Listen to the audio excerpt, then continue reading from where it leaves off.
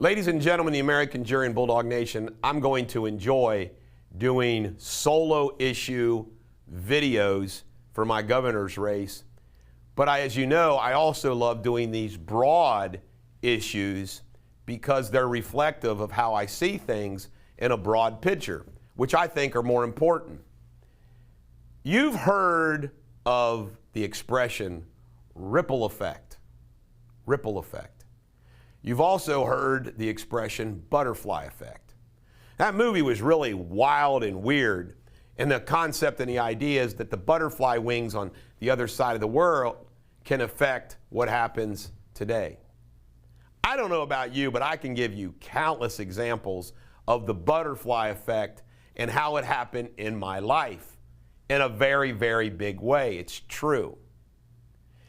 These principles are so important when it comes to the fragility of our lives and our economy and things that affect all of us.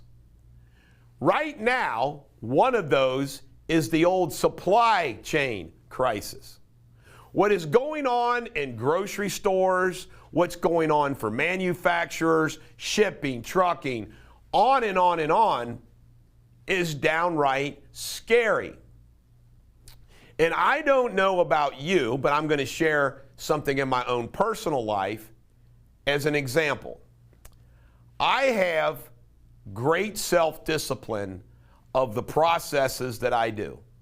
In a 24-hour period, what I do it, how I structure it. One of those processes is every single night after a nap, I do what I call a second shift in my home office. When that begins depends on what happens that evening. It can happen early, like at 6 or 7, or like last night, I had a dinner with my in-laws. It got started later. But my thing is I take a nap so I can work really late in the night till like 3 or 4 in the morning. And I literally work 6 to 8 hours every single night, sometimes more. In other words, a whole day after already doing a day. This is the facts.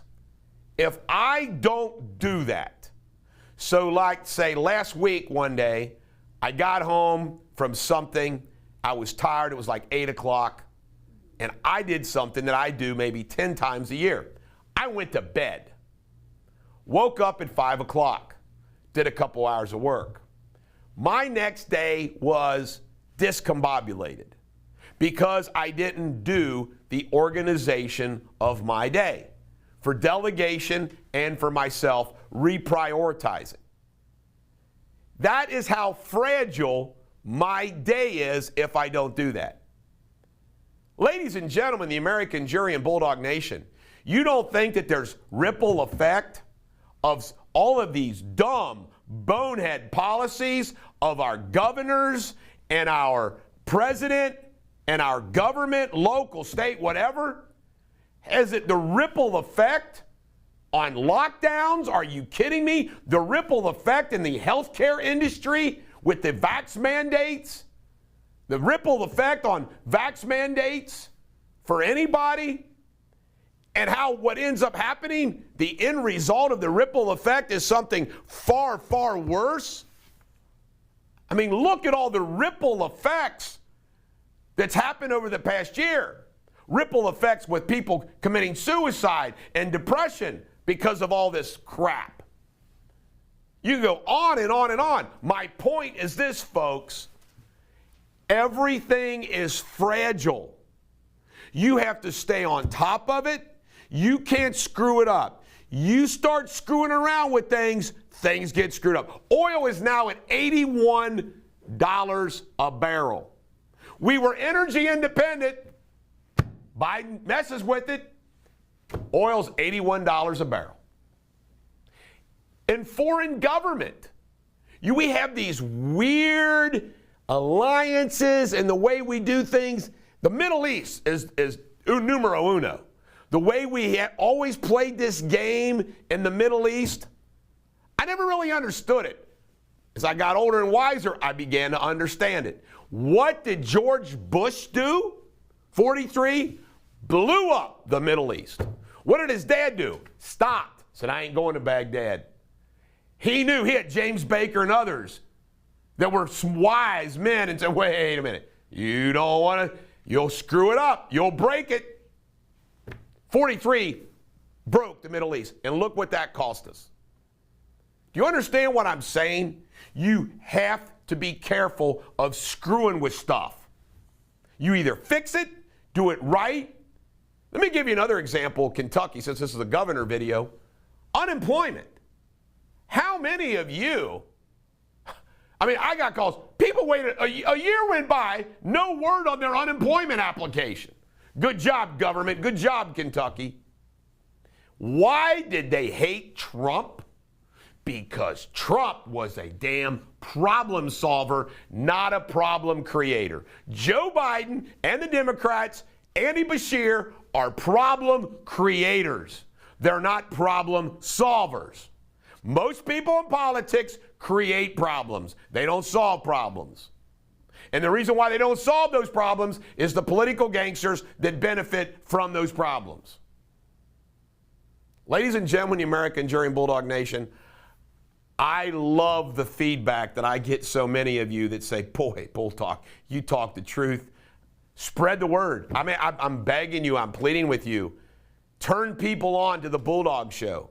Turn people on to what I'm saying. And you know, I know what I'm saying is what you're saying or what you're thinking that you can't say. And maybe I articulate it better. But I know, as my buddy Daryl Parks always said, you're preaching to the choir. The American Communist 10 aren't watching my show. People who think like I do are watching the show. And you know I'm right. You have to be always, by the way, this fragility thing applies across the board to life. Relationships, spouse, how fragile that relationship is at all times. Children, work. Be careful. Be careful. Value it all because everything's fragile. Look at how they've messed up the labor market. The ripple effect is they destroyed the whole labor market for restaurants. Look how they're destroying it for healthcare workers. Education. You have teachers leaving.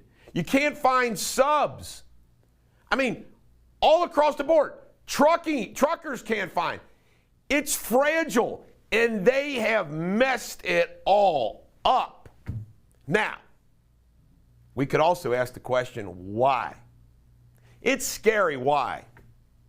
Because you have to believe the only reason why is because somebody, somewhere, wants complete government takeover of everything. This is the Bulldog. Every dog has their day. Have a great day.